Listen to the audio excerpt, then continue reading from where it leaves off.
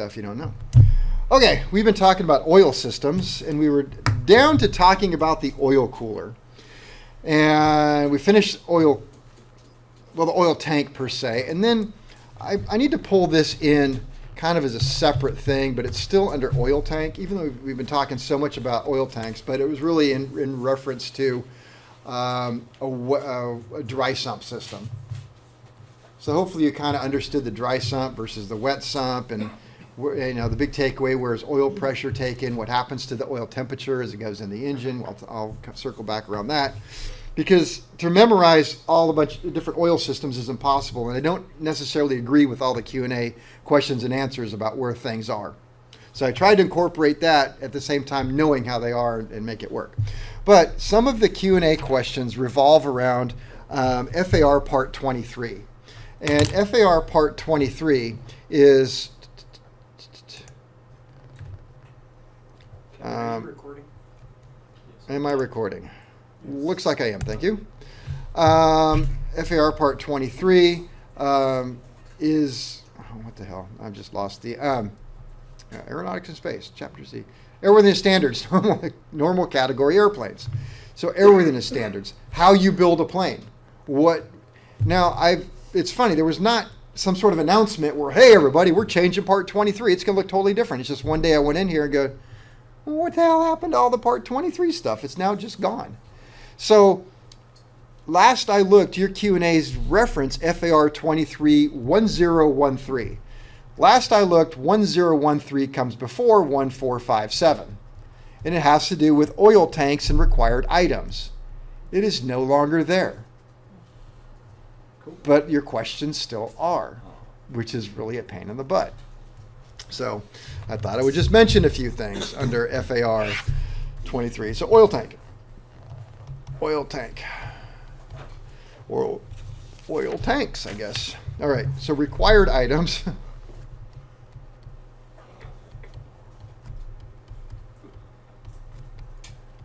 Under FAR 23.1013. You must have an expansion space. I guess it's worth mentioning, just because the FAR went away doesn't mean that the need for these things aren't there. So a tank must have an expansion space. Tank must have an expansion space of 10% or 1/2 gallon, whichever is more.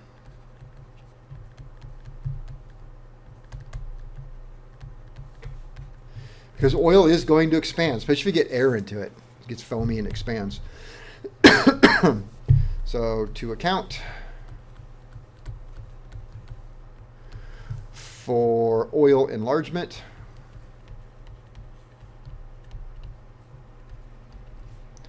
and collection of foam.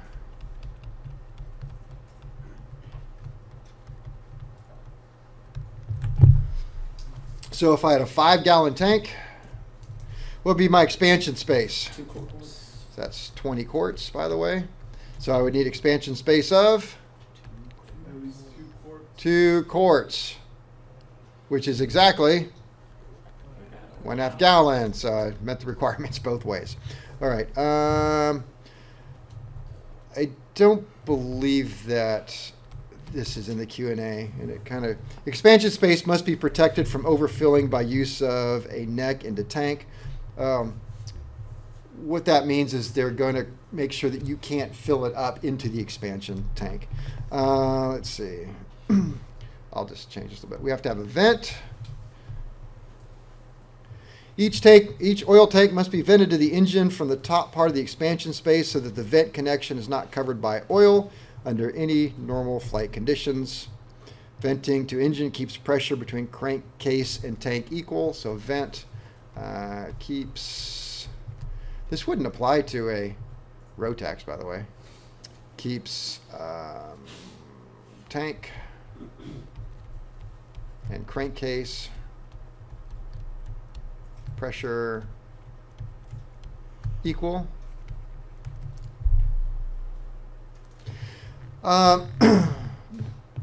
Actually, vent. So tank to crankcase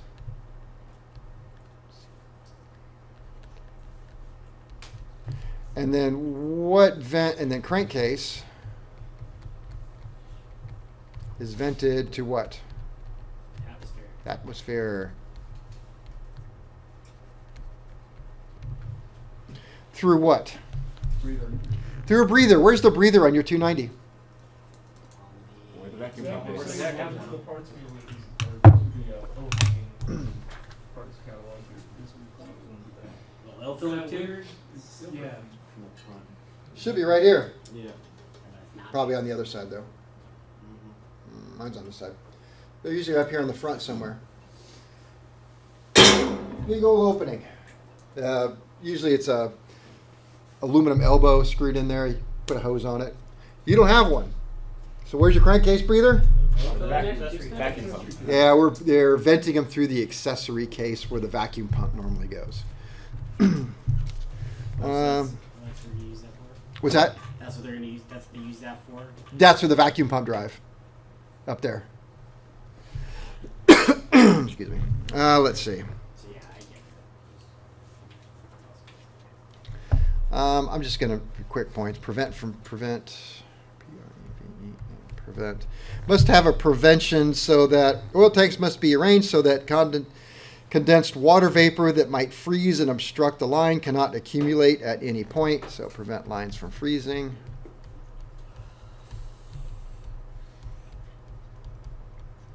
What's a whistle slot?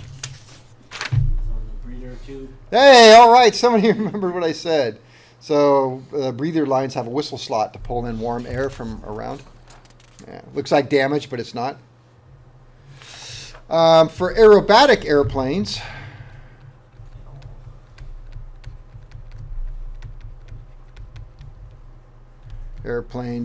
must be means to prevent hazardous loss of oil during aerobatic maneuvers, including short periods of inverted flight.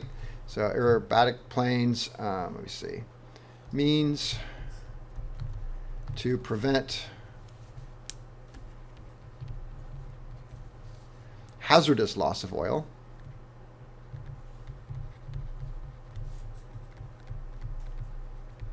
Again, this is all 23. It doesn't exist anymore. They wanted you to have a cap, obviously, with the words 0110. You know that joke, right? Is it 0110? The 710. 710 cap, that's it. 710 cap. That's oil backwards, so upside down. So oil or 710. See, that's oil upside down for you guys. It's okay. Yes, for aerobatic types, they have a 710 cap. So prevent hazardous loss of oil. Cap with the words oil, grade of or reference. On just airbag? No, that's line C. Cap with the words oil, comma, grade, comma, and. Get rid of that. Grade or reference. Yeah, it just said oil. Yeah, it did. I know. Wrong. It's wrong. Well, I think I miss that one every time I take it because if you go to 231557, which does not exist, 1557, no longer there. That's what it said. Let's see. And should have capacity of the tank, but not required. Note 231557, no longer a regulation. So if you open up the oil door on my airplane, it says, do I have oil? I don't even know. Should have it. My oil is fillers on one end of the cowling and the dipsticks on the other. So you open the oil door, it does have a little sticker on there that tells me reference and type of grade. All right, so wanted you to know that stuff, even though it's not there. So, in the Q&A, it just says oil. But you're saying really it should have all three. That was my take on it. Okay. But the regulation's gone. So now everybody's right. There's no regulation to have anything. Yes, does that mean you can just do whatever the hell you want? You can put, you know what I mean? Okay. I believe so. And they don't give a shit. So there's a couple ways to look at it. One, I guess somebody could look at it and go, yes, but it was certified under those, so it had to have it. And I'm like, well, then where is the data? What you do have to do on an airplane, and you do it at every annual to make sure, is you go to the pilot operating handbook. If it was made after a certain year, before that it's considered the operator's manual. And there's a section in there, like mine has a section of required placards, and it's in my POH, and it has placards, and it has all of the placards required in the airplane and where they're supposed to be found. And you have to make sure they're there. And so if that placard, it says you have to have the sticker, then you have to. If it says oil on the dipstick, you have to. If it doesn't say anything, then you don't have anything to deal with. So, oh, and then older airplanes, you go into the type certificate data sheet under a note 3, I think it is, has all of them. So I would say no. If it's not a required placard by the POH or the type certificate data sheet, it's not required if it's not in the FARs.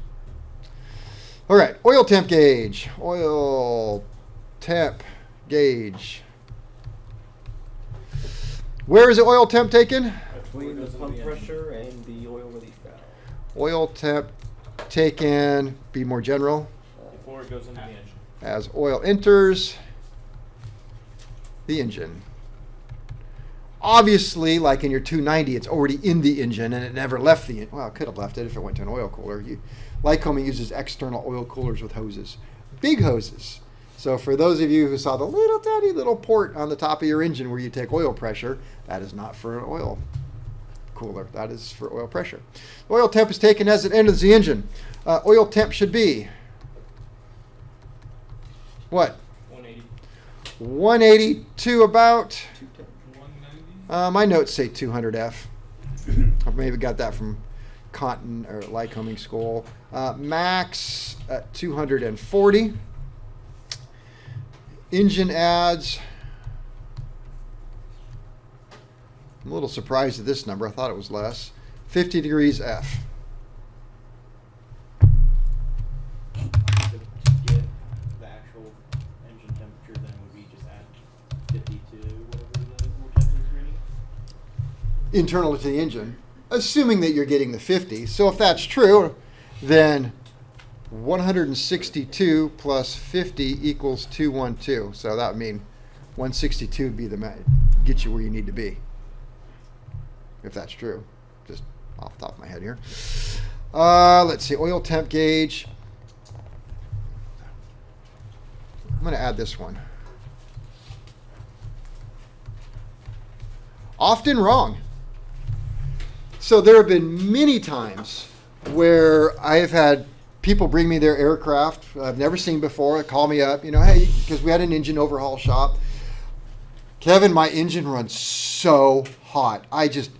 And it's really frustrating when you have an engine that runs hot, trust me. You try and take off and climb to get to altitude, but you can't. You see your oil temp starting to redline. You got to level off. You got to fly for a while at that altitude. You can't climb. Maybe you're talking to controller and you said, hey, I'm climbing to this. Now they want to know, why are you stuck at this altitude? You said you were climbing. I got traffic coming this way. It's really frustrating. So, they call, what can we do? And I'd throw out all my, check all your engine baffle. It's all brand new engine baffling. We'll talk about that in a minute. And, check this. Oh, we did that. We did this. We did the other thing. I had my oil cooler off. I've had it sent out for flush and repair. They'd gone through the whole list. Well, bring it in. So I'm not going to tell them everything. So, bring in the airplane, and the first thing I will do is take out the probe off the back of their engine, and we had a coffee can full of oil. We put it on either I'd heat it up with a torch or put it on a hot plate, and I'd get that oil. And my buddy Steve, he brings in his wife. His wife liked to make candy, and she had a really expensive thermometer. And so this is all before digital. He'd bring in his wife's real expensive candy thermometer, and so we'd stir that oil and that candy thermometer till we got it well over 212. We go like 220 degrees with that oil, and you have to use oil because water will just boil.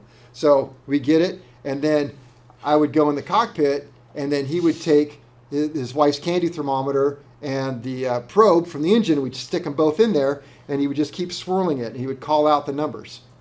And he would be like, okay, we're at like 212. And then I would watch the gauge, because a lot of aircraft, have oil temp gauges that look like this.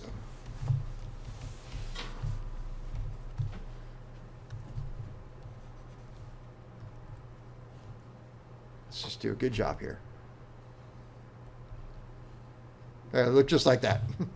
Got it? That's the gauge. A little pointer. Well, how hot is it? I don't know. Sometimes you get right here to a 240. You're like, okay, well, there's 240, and over here is like 100. Well, what is it in between? I don't know. And so we would make a card up. And we give it to the owner. We would say, oh, M equals like 200. P equals 220. E equals 180. T equals, right? We'd make a card. And most of the time in these really old airplanes and people who are complaining about really high oil pressure or temperatures and stuff, it ended up being like this right here would be about 180. In fact, you'd have to call and say, you had a problem. You did such a great job of fixing everything. Your engine's actually running a little too cold. So you've been running, too cold. So anyway, don't trust them. They're often wrong. So the first thing I always suspect is the gauge. Yeah. What temperature does oil start to boil? A lot. Okay. I don't know. Does anybody know? He's the one with the computer he's talking to his girlfriend right now. Already looked it up. How'd you know? It's the first time you smiled all day.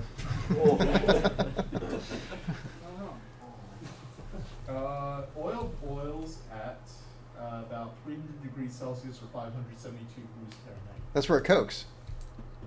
That's the same coking position then. Yep. So it cokes and boils at the same Right time? after you boil it. Cokes and boils right there. That's what makes it Coke. Yeah. That's, hold on.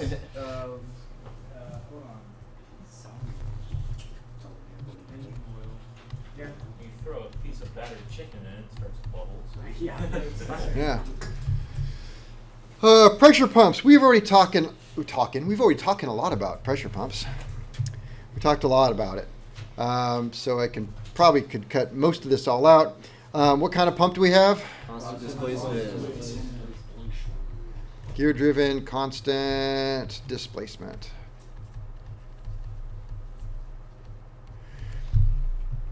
You have a constant displacement, pump's got to pump. It has no choice but to pump stuff. It's got to go somewhere. You can't just have it sitting there idling like not constant displacement. I was going to say a fan, which is a centrifugal type. Yeah, everything on here is redundant. Sucks oil from the tank. Good points, though. Leaks. Leaks in gaskets. I could say in the gasket because there's really only one. Will suck air. So you have that pickup tube that bolts onto your accessory case. Yeah, there's a gasket. Well, if that's a suction there going up. So if that gasket leaks, what's going to happen? It's going to suck in air. So now your pump's got to pump air and oil. The guy at Lycoming made a big point of this, and I'm not 100% about that, but he said pressure, this is true. A pressure gauge, G-A-U-G-E, reads pressure. If you have a bunch of air in there, then it's reading air pressure. It doesn't know the difference between air pressure and oil pressure. So his point was make sure you have oil. Make sure you put your good bolting practices. You have a good gasket when you put it in there. Then there's my thing about, when we talk about pressure, pressure is read in PSI. There's PSI, PSIG. All right, PSI. PSI stands for? Pounds per square inch. Pounds. And PSIG is? Pounds per square inch gauge. Gauge. Yeah, what's the difference? Well, your gauge isn't accurate. It's read off a gauge, which may or may not reference 0. So to us, 0 is 14 psi, right? Because we're living in a world at 14.7 psi. So the gauge reads 0. It's a Negative pressure. difference in Yeah, I believe so, yeah. And then there's PSID, pounds per square inch, I believe differential. And PE, PSI. Everybody should know that one. That's just Pepsi. That's stuff we drink. So, yeah. Having air in your oil line, does that create? Would that that be a drop in pressure or a rise because air can compress? I think it would be a drop and it'd be foamy and it wouldn't work very well. Okay. You think you'd see that when you checked your oil, you see the foam, or would think it so. kind of just It would be enough. settle? Yeah, because it's going to get foamy when you goes to the engine and splashes and sprays. I don't think I have it in my notes, but I'll tell you. So, typically speaking, on a pressure system for the aircraft, you're going to have those fittings that you will see that you're going to screw in to the accessory case up top. That's not the correct fitting. The correct fitting has a very, very tiny hole, probably way smaller than number 40 drill bit. It would be half, quarter of that. It's a tiny little drill bit that goes in there. And they make a very little bit, tiny hole. And there's a little tiny hole there. And I've been told it's there for two reasons. Number one, they say, well, if you have, because like your Lycoming, my airplane, it has that fitting with this little tiny hole in it, very, very small. And then the hose hooks up, and the hose will go all the way up to the cabin and then usually through the firewall to a pressure gauge that's reading. And most of these gauges, I told you the other day, are board-on tubes, which is like a brass tube that's curled. And as pressure goes in there, it tries to straighten out the brass tube, and that has a needle attached to it. So as it straightens out, it moves the needle. All right, more modern aircraft now, or updated aircraft, have a pressure transducer.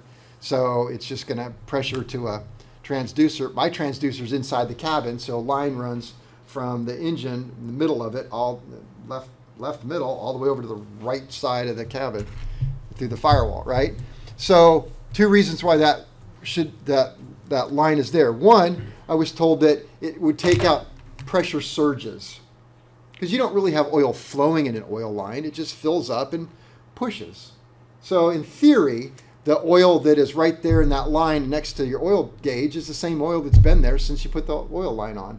If you put the oil line on there 10 years ago, it started up, filled it up full of fluid, and it's been the same fluid 10 years in that line. It doesn't drain back out. The second reason I was told it's there is in case you had an oil line failure, that it wouldn't pump the oil out overboard rapidly. Well, I'm here to say it sure as hell will. And I found this out the hard way. I don't remember what I did to my airplane, but it was down for a long time. And at the same time, I did some work in the back of the engine. I think it's when I changed out the tack seal and stuff, and I had the oil filter off, and what happened is my pump ran dry. And it's funny, I'd never experienced this in all my years of working on something. And so, and I'd put in the new JPI system, the new oil pressure system, a new oil hose, all new system. So I finally get it done. I take it outside and I start it up, and you're supposed to, you can't run an engine more than 30 seconds, oil pressure. Start it up, okay, it's running, look over the oil pressure, 0. 0. Come on, nope, 0. Shut down the engine, all right, I gotta start troubleshooting.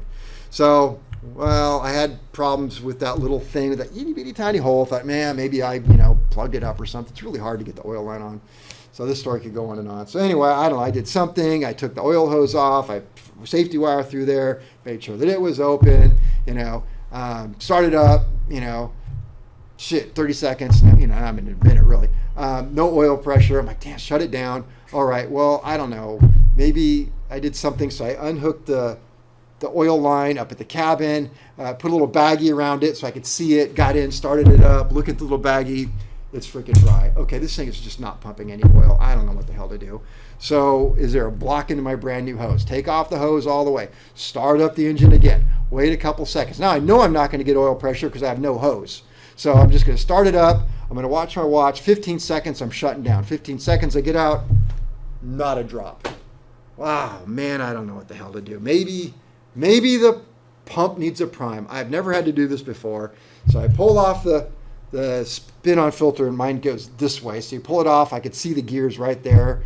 And so I took some oil in a syringe and just filled up the oil pump cavity because it's right there on my engine. Put the spin-on back on, got in. Okay, I'll start it up, run it a couple seconds, and then, see. The line's still off and everything. Start it up. All right, 5, 10, okay, 15 seconds. That should be pretty good, right? kill it, get out. Oh my God, there's like oil everywhere.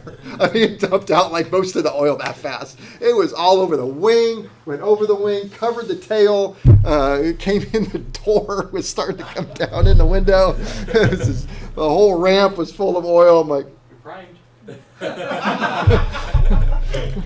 that's what it was, huh? yeah. Lunchtime. I know, yeah. It's like, oh, you want some oil? Oh, I can give you some oil. Then I don't know. Then I ended up, I was talking to my friend Renner. I'm like, you ever have that happen to you? Well, let me tell you a story of how stupid I am, Renner. And he goes, dude, that happens all the time, man. He goes, every time we have an airplane, especially these big Continentals that are in here for like 2 or 3 months, because they always lose their prime. Like, I've never experienced that. So it happens. So how long can you go without oil pressure? You said 30 seconds. Yeah. In like 3 minutes. Shut up. Yeah, I'm up over here. It was not flying. It was, It starts. who's counting? Yeah. You, literally. I mean, All right, pressure pumps. Peek there. I do have a thing here that says normal oil pressure, but this has got to be for, this is more of a Lycoming, because I know this is not my normal. So about normal oil pressure, ABOUT, about 15 to 20 at idle. I'm going to say this is for Lycoming, really is. And then about 60 to 115 at cruise. Mine is more like, I think my minimum oil is 5 or 10, so I'm gonna say 10 at idle. And I'm at 60 is the top of the red line, so it's more like 50 to 60 at cruise for my engine. So it really depends on the manufacturer. that's also where you're, depending on where your pressure gauge is. Nope, I have mine set to pop off at 60 psi. If you pop a oil pressure gauge off, and then oil drips because you pulled the tube off, oil drips back in there, and you try to put it back on. There's gonna be air in there. No, There is, but does it prime back out? it just compresses the air. Pressure's pressure. I don't think it matters. It's not going to read low. I don't think. So it's not a big deal to pull those things off and put them back on. Never had anybody complain. Never read anything about it. Sounds like the guy that put those cereal boxes of head gasket in for. But if you think about it, if it's air, okay, and so if you have air trapped in the oil line and you have oil up to this part, but this much of it's air, and you have 100 psi of oil coming, what's the air going to do? Gonna go back on the other side. It's going to compress till it's equal to 100 psi. Yeah, okay. So why it shouldn't matter. You can't have a differential. You can't have 50 psi of oil here and air going, well, we're just going to be at 40 psi. I'm sorry. I don't want to go to 50. Super air, yeah. Okay, oil, that's a good segue into, there's some other things that's kind of obvious. Oil travels around the outside of the pump, not through the gears. You know that. Pump is designed to pump more oil than the engine can handle. Not always. Oil pressure relief valve. Oil pressure relief valve. All right, we've already talked about this. Oh my God, I've got like 3 pages of freaking oil pressure, the whole page. All right, so excessive oil pressure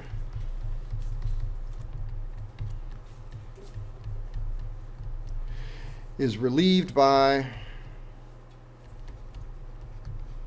an oil pressure relief valve.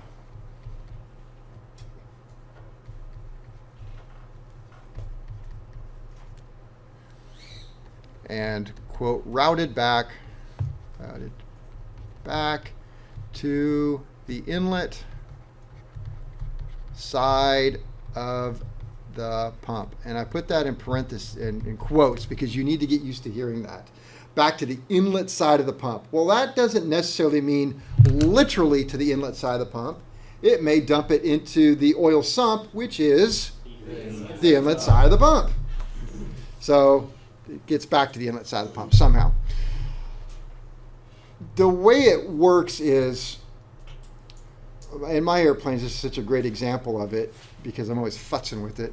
Well, I did a lot, but I don't have to change the washers out. Mine just has a screw on the back. So you just loosen a jam nut, and there's a screw, and that pushes on the back of the spring, which pushes on, Continentals have a plunger, not a ball, and it pushes on the plunger. So if I put more pressure on the spring, I'm going to get more oil pressure. Okay, so when you start up a cold engine and you have 50 weight oil in there, or 20 W50, its oil pressure will go very high. So if I take my oil pressure and I screw it all the way in until it's maxed out, and I start up my engine, when it's cold, I'm going to see 100, 110 PSI of pressure. And my top of my green is at 60. So, even Continental's like, you should bump that up a little bit when it's cold. Doesn't hurt it. I'm like, nah, I'm not gonna. So I back mine off until when I start it up cold, I get how much PSI? 60. So I just back it off, and now my pump is pumping out an equivalent of 110 PSI or whatever, but it gets to the oil pressure relief valve, pushes the oil pressure relief valve open, pushes against the spring, dumps out the extra. So my gauge says I have 60 PSI. So now I take off and I go flying. All right, I wait till my oil gets to 100 degrees before I take off. Now I start flying. Oil's going to get to about what temperature? 180. Not quite that on my airplane. I'm more like 160, 170. And I look over and my oil pressure has dropped. Yeah, it does for me. Now it doesn't necessarily have to. I think maybe my oil pump has got a little bit of wear or something in it. So, but it's potential that it could just sit right there at 60 the whole time. But probably not, because in any plane, if I've set the spring for 60, as the oil heats up and it wants to flow easier, it's going to flow easier, so you're going to see it come down a little bit, probably more like 55, 50, which would be normal. So you're just going to see that happen. I hope that makes sense, because it's just a spring. It's not a real smart thing. Because the spring heats up and becomes less.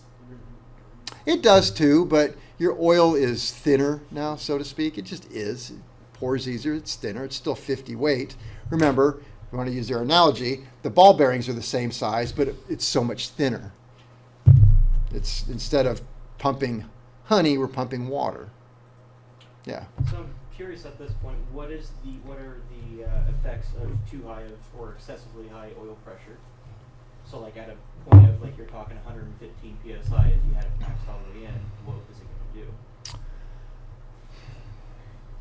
I know when I was talking to Continental about something, I asked them about this. Oh, you should just bump it up, just so it's higher when you start up. I'm like, well, I don't really want to. Yeah, I don't really know what it's going to hurt per se. You can blow a gasket or a seal. I think that's some of the worst stuff. And if you blow a seal, it can make a big mess. Let's see. Yeah, it's a relief, not a regulator. You know the difference? A regulator is going to keep it at a set temp. So if I had an oil pressure regulator, it would have different springs and things in it that would keep it at a set temperature. But it's not. It's just a relief, not a regulator. If this sticks open, what happens? If I get a piece of safety wire, a little turd, a booger underneath the ball of that seat or the seat, you're going to have problems. Nope, it is break time, huh? Joey, you had one job.